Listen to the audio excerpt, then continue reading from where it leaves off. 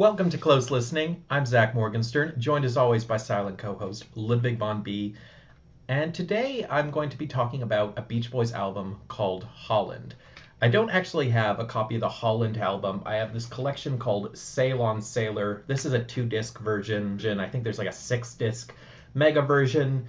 There's a lot of stuff on here that unless you're like a Beach Boys super nerd or audiophile or something is going to be a bit redundant. But basically, this is a compilation of two 70s Beach Boys albums. Carl and the Passion's So Tough on disc 1 with a ton of bonus tracks, mostly alternative takes. And then disc 2, which for me is the real centerpiece here, which is the Holland album, as well as the Mount Vernon and Fairway brackets A Fairy Tale albumette by Brian Wilson that was included in the packaging with the original Holland record, and also a bunch of fun bonus tracks, including a really great one called We Got Love, which I don't think was really released before this, or it's a great catchy song. I imagine the one reason it wouldn't have got more attention is that it doesn't really sound like a Beach Boys song. There aren't really vocal harmonies on it. It's a very tight, bright sound, and I think Blondie Chaplin's the leading figure behind that. So as I'm editing this, I realize it's probably important context to add that what unites the two albums on Sail on Sailor is that this is essentially the Beach Boys' Flames era. So the Flames were a band from South Africa, and when the Beach Boys were in a bit of a rough patch, Carl Wilson saw them perform, and he recruited two of their members, drummer Ricky Fattar and singer, guitarist, bassist Blondie Chaplin, to record with them. And they played a big part on these two records, helping with some of the songwriting, and with Blondie Chaplin even singing the lead vocals on the most famous song of them all, Sail on Sailor. Let's talk about one of the albums that is included on this collection, which happens to be called Holland. Now, I'll admit I was drawn to Holland because, I went to the Netherlands once several years ago, had a good time there, and I was curious, what is this California band doing putting out an album called Holland? It's clearly one of those album covers that's meant to put you in an artistic headspace. This is not just the cool, sexy band putting out their new catchy single. No, this is art, when you see this cover. But it's also sort of misleading. So the Holland album is named as such because the Beach Boys went to record in the Netherlands. The city was called Bambrugge, something.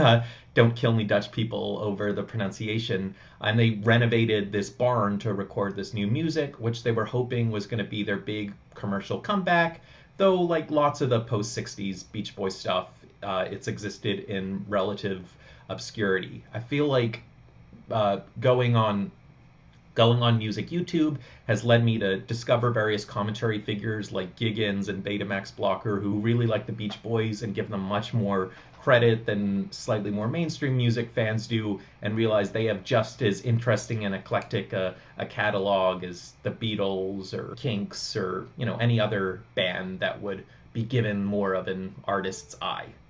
So what actually is the Holland album? Because it's certainly not a concept album about the Netherlands. If anything, it's a concept album about California. And I feel like the one mind trick that calling the album Holland, taking your mind into this alternative geographical space does, is it hints at the fact that while it is an album about California, and the Beach Boys have written many songs about California over the years, it's asking you to look at California in a new light.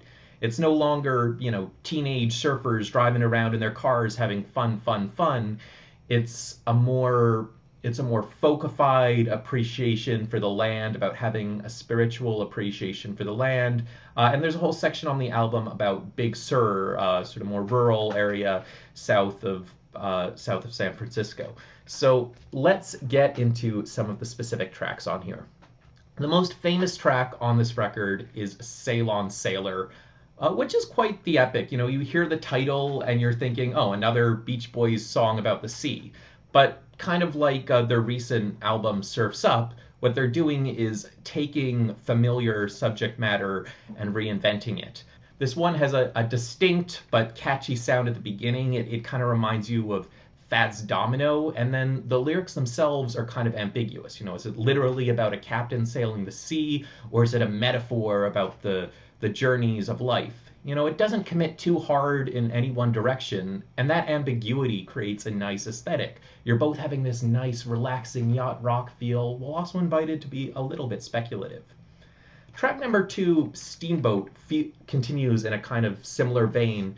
This is sort of like a folkified Lucy in the Sky with Diamonds, and when you first hear it, it sounds forced, it's ridiculous, the lyrics are way too syllabic to work, but hey, they do make the rhythm work, and it's certainly an interesting and pleasant song, even if not quite hit material. And there's also a literal reference in there to the guy who invented the steamboat, so a lot of going back and forth between the literal and the figurative on this record.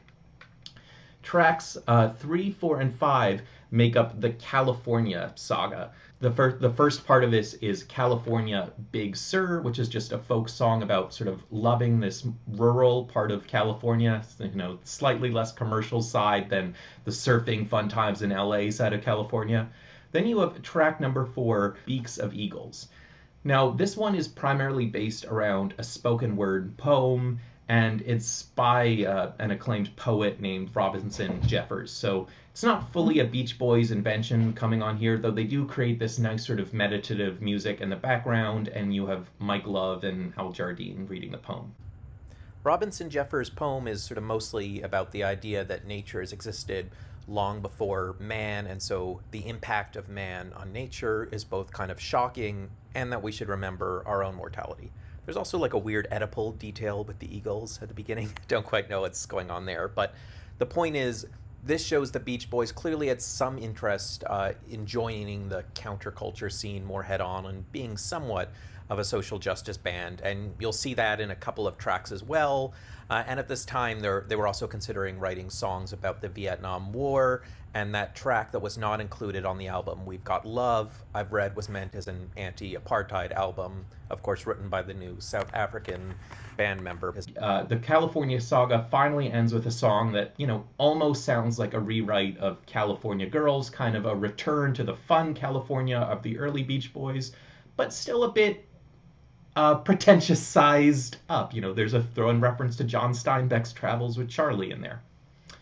Track number 6 is called The Traitor. It's almost a protest song. It's about the European conquest of North America. There's some Billy Joel-esque sounding moments. The most memorable thing here is honestly the awkward way they pronounce the line so sincerely. It sounds like, so sincerely. Then we get track number 7, Leaving This Town. It leaves the big subject behind for sort of a sort of simpler, yearning, more standard pop tune, though it's on the long side.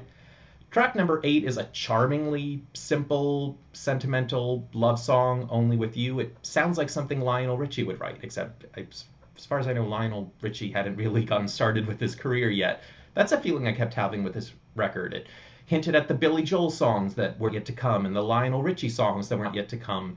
And I believe even the Genesis song, There Must Be Some Misunderstanding, was inspired by Sail on Sailor. So very influential album, even if it's relatively obscure. And then finally it ends with a song called Funky Pretty. So Brian Wilson, from what I understand, was not fully available mentally at this point in his life, but whenever he could, he contributed to the process.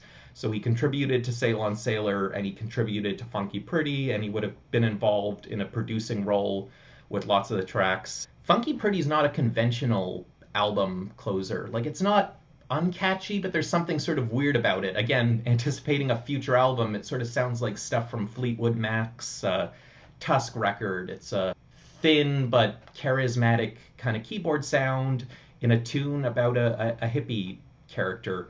Again, the sort of broader theme, and it's consistent more broadly with the theme of this record of sort of sticking with the 60s vibe of the Beach Boys, but also doing something completely different.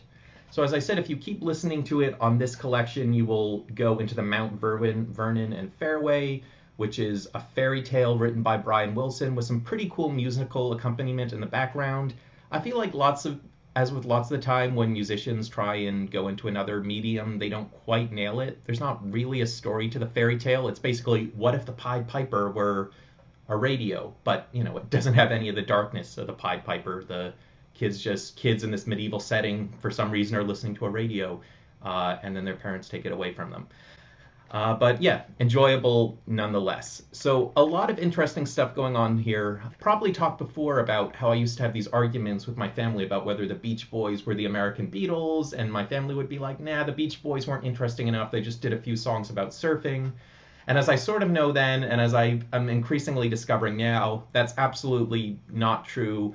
Led by Brian Wilson, the Beach Boys absolutely found ways to be creative and do all kinds of interesting music, and that continued even when Brian Wilson was somewhat out of the picture. So I'd absolutely recommend Holland and, a lot of the other stuff that's on the Ceylon Sailor collection. I'm Zach Morgenstern. This is Ludwig von B. See you next time.